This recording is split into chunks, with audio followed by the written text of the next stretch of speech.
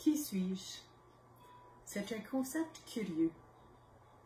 Est-ce qu'on se connaît vraiment? Avons-nous le potentiel de se connaître avec toutes nos facettes? Comme j'ai dit, c'est quelque chose de curieux. Avez-vous déjà vécu un moment donné où ce que vous arrêtez de voir ce qui est toujours là, comme quelque chose dans votre maison? Si vous laissez un bol pour vos clés sur la table, vous arrêtez de voir ce bol après une secousse? Peut-être mon exemple n'est pas typique, mais quand bien même. Regardez autour de votre maison. J'en suis certaine qu'il y a quelque chose qui est devenu une habitude et que vous ne voyez plus. Et si ce qui devient une habitude, on arrête de voir, est-ce qu'on arrête de se voir? D'ailleurs, je passe chaque moment de chaque jour avec moi.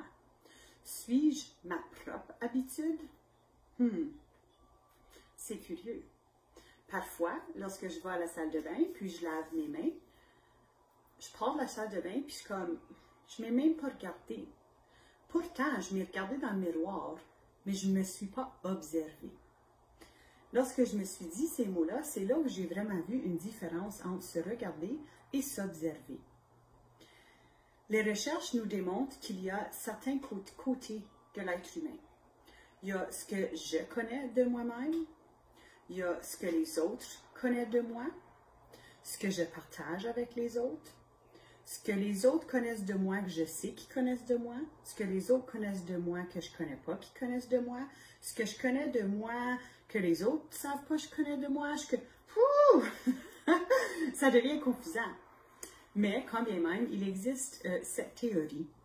Il appelle la fenêtre de Johari, je crois. Je vais vous mettre la ressource en bas, en tout cas. Mais cette fenêtre-là démontre vraiment qu'il y a plusieurs côtés de nous. Il faut vraiment s'observer pour apprendre à se connaître, vivre des introspections. Si on continue à vivre sur autopilot, est-ce qu'on voit vraiment nos habitudes? Est-ce qu'on s'observe?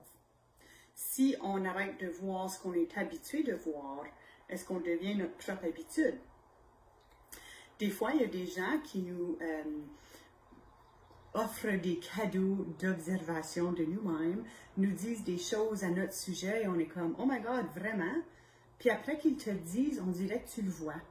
C'est comme quand tu t'achètes une voiture rouge. Tout d'un coup, tout le monde a des voitures rouges. Si tu annonces ta grossesse, tout d'un coup, tu remarques toutes sortes de grossesses autour de toi. On voit ce qu'on remarque, on remarque ce qu'on voit, ce qui est porté à notre attention. Fait que lorsqu'il y a quelqu'un qui nous donne une de nos propres habitudes, c'est là où on le remarque. Fait qu'il faut s'observer. Il faut vraiment prendre un exciprès et un recul pour regarder à nos actions, nos réactions, nos habitudes. Il y en a d'entre nous qui aiment faire des journaux pour se rendre consciente et voir. On peut aller voir dans notre journal de reculons et voir nos trends et nos habitudes de notre personnalité, des choses qu'on fait.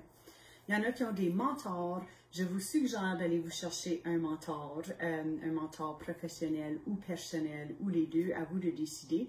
Mais avec un mentor, on peut vraiment s'explorer et apprendre à se connaître. Votre mentor peut être quelqu'un que vous connaissez et que vous côtoyez, ou peut être quelqu'un que vous n'allez jamais rencontrer, comme un de mes grands mentors était Tony Robbins. Malgré que j'ai déjà été à une de ses conférences à Toronto, je ne l'ai jamais rencontré, mais il est mon mentor. Je continue à lire ses livres, à le suivre sur YouTube, sur les TED Talks et ainsi de suite.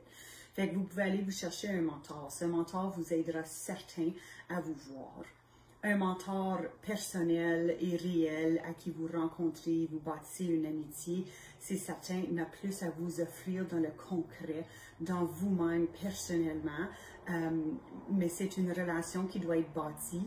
On ne peut pas aller chercher quelqu'un et dire « toi, tu es mon mentor », puis se développer du jour au lendemain. C'est une pratique, c'est quelque chose que nous devons nourrir.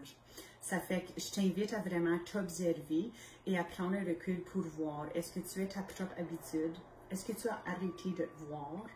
Est-ce que tu prends un exciprès? Qu'est-ce que tu peux faire dans ton quotidien pour vraiment t'observer et te mettre au conscient?